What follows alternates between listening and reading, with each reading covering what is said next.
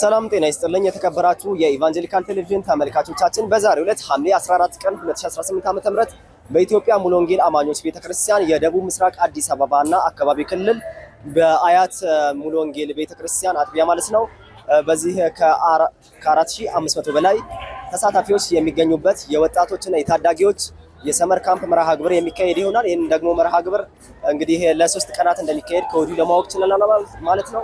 እንግዲህ ያለው መረጃ አጠቃላይ እንደሚከተለው የምናስቃኛችሁ ይሆናል። አብራችሁን ቆዩ።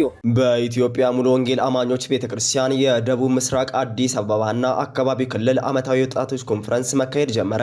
በኮንፈረንሱ ላይ ከ112 አጥቢያዎች የተውጣጡ ከ4500 በላይ አዳጊዎችና ወጣቶች የተገኙ ሲሆን መርሃ ግብሩን ለአዳጊዎችና ለወጣቶች በተዘጋጁ መንፈሳዊ አገልግሎቶች በቃለ እግዚአብሔር ጥናትና ወጣቶችን ለወንጌል ተልዕኮ በሚያዘጋጁ ስልጠናዎች እየተካሄደ ይገኛል። ለ3 ተከታታይ ቀናት በሚካሄደውና ሁለተኛ ቀኑን ባስቆጠረው የአዳጊዎችና የወጣቶች ኮንፈረንሱ ላይ ከሀገር ውስጥና ከውጭ ሀገራት የመጡ እንግዶች ተገኝተዋል። የኢቫንጀሊካል ቴሌቪዥን ያነጋገራቸው ወጣቶች እንዲህ አይነቱ መሰል ኮንፈረንሶች መዘጋጀታቸው በወንጌል ያልተደረሱ የህዝብ ክፍሎችን በወንጌል ለመድረስና በህይወታቸው የበራላቸውን የክርስቶስን ብርሃን ለዓለም ለማብራት እንዲሁም የወንጌልን እውነት በድፍረት ለመናገር ትልቅ አቅም የሚፈጥርላቸው እንደሆነ ገልጸዋል።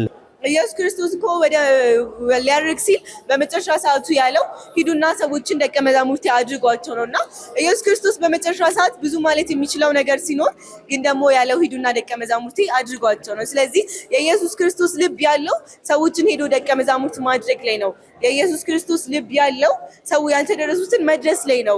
ወይም ደግሞ የተለያዩ ያልተደረሱ የሆኑ የሚያሳዝኑ እነዛን ህዝቦች እነዛን ነፍሶች መታደግ ላይ ነውና እኛ ምን ያህል ነው ማድረግ ያለብን የኢየሱስ ክርስቶስ ልብ ያለበትን ቦታ ምን ያህል ነው መዳሰስ ያለብን የሚለው እንደ ጥያቄ አድርገን ሙሉ አማኝ ቢሰራበት ጥሩ ነው። ወይም ደግሞ ሙሉ አማኝ በዚህ በሚሽን ዙሪያ በወንጌል ስራ መንቀሳቀስ አለበት ብለን እናስባለን ማለት ነው። ስለዚህ እዚህ ደግሞ ተጋብዘን በምንመጣበት ጊዜ ለወጣቶቹ ወይም ደግሞ ለታዳጊዎቹ ያስተምራሉ ብለን ያሰብናቸውን እንደዚህ አይነት አዳዲስ ወይም ደግሞ ላያውቋቸውም የሚችሉ እንደዚህ አይነት ጠቃሚ ፖይንቶችን በማንሳት የወንጌልን ስራ እየገለጽን እንገኛለን እና የተለያዩ ወጣቶችንም ያልተደረሰውንም ህዝብ ይረዳል ብለን እናስባለን። ለ3 ቀናት ሲካሄድ የቆየው ኮንፈረንሱ ነገ መቋጫውን እንደሚያደርግም ተገልጿል። ሰላም ቅዱሳን እንዴት ዋላችሁ? ስሜ መጋቢ ፋሲል ተክሎ ይባላል። በኢትዮጵያ ሙሉ ወንጌል አማኞች ቤተክርስቲያን የደቡብ ምስራቅ አዲስ አበባና አካባቢ ክልል ፕሬዝዳንት ነኝ። እንግዲህ ከትላንት ጀምሮ ማለትም ከሐምሌ 13 እስከ ሐምሌ 18 ድረስ የሚቆይ ትልቅ ኮንፈረንስ ክልላችን ተዘጋጅቷል እና ክልላችን ወደ 112 የሚሆኑ አጥቢያዎች የያዘ ክልል ነው። የአዲስ አበባው አንድ ሶስተኛው ማለት ነው። እንግዲህ ከዛ የተውጣጡ ታዳጊ ወጣቶችን በዚህ በአያት ሙሉ ወንጌል ለ3 ቀን ከሰኞ እስከ ሮብ ትልቅ መንፈሳዊ ኮንፈረንስ ተዘጋጅቷል። በዚህ ኮንፈረንስ ላይ እንግዲህ ከ4500 በላይ የሚሆኑ ወደ 5000 ሊጠጉ የሚችሉ ታዳጊዎችና ወጣቶች የተሳተፉበት ፕሮግራም ነው። የዚህ ፕሮግራም ዋናው ትልቁ ዓላማው በሐዋርያት ሥራ ምዕራፍ 1 ቁጥር 8 ላይ ባለው ቃል በመነሳት ምስክሮቼ ሁኑ የሚለው ነው። ቃሉ እንደምናስታውሰው መንፈስ ቅዱስ በእናንተ ላይ በወረደ ጊዜ ምስክሮቼ ትሆናላችሁ፣ በኢየሩሳሌም፣ በሰማሪያ፣ በይሁዳ እስከ ምድር ዳርቻ ድረስ ምስክሮቼ ትሆናላችሁ የሚል ነው።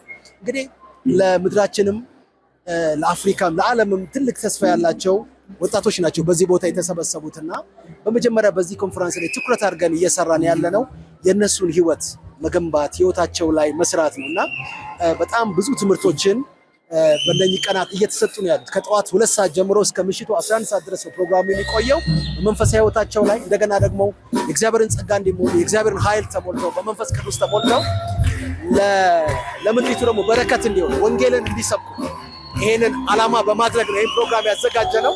እግዚአብሔር በጣም መልካም ጊዜ እየሰጠን ነው ያለው። ቅዱሳንንም ደግሞ የምናሳስበው አማኞች ሁሉ በሁሉም ቤተ እምነት ውስጥ ያሉ በዚህ ፕሮግራም ላይ በጸሎት እንድታገዙን እንጠይቃቸዋለን። በጣም ሰፊና ትልቅ ፕሮግራም ነው። ሐሙስና አርብ ደግሞ በቤተክርስቲያናችን ውስጥ ያሉ ሽማግሌዎችን፣ የሙሉ ጊዜ አገልጋዮችን ማለትም እረኞችን፣ አስተማሪዎችን፣ ወንጌላውያንና ነቢያትን ያቀፈ ከነሚስቶቻቸው ማለት ነው እነሱን ይዘን ደግሞ በትዳራቸው ዙሪያ በህይወታቸው ዙሪያ በአገልግሎታቸው ዙሪያ ላይ ደግሞ በ22 አጥቢያ ደግሞ ይሄ ኮንፈረንስ ይሰጣል። ስለዚህ እግዚአብሔር በጣም እየረዳን ነው ያለው። እናንተም ደግሞ በአገልግሎቱን ሞር ውጤታማ እንዲሆን በጸሎት እንድታገዙን እንጠይቃችኋለን። እግዚአብሔር ምድራችንን ይባርክ። እግዚአብሔር ይባርካችሁ። ተባረኩ። የተከበራችሁ ተመልካቾቻችን እንግዲህ መርሃ ግብሩ የተመለከታችሁትን ይመስል ነበረ።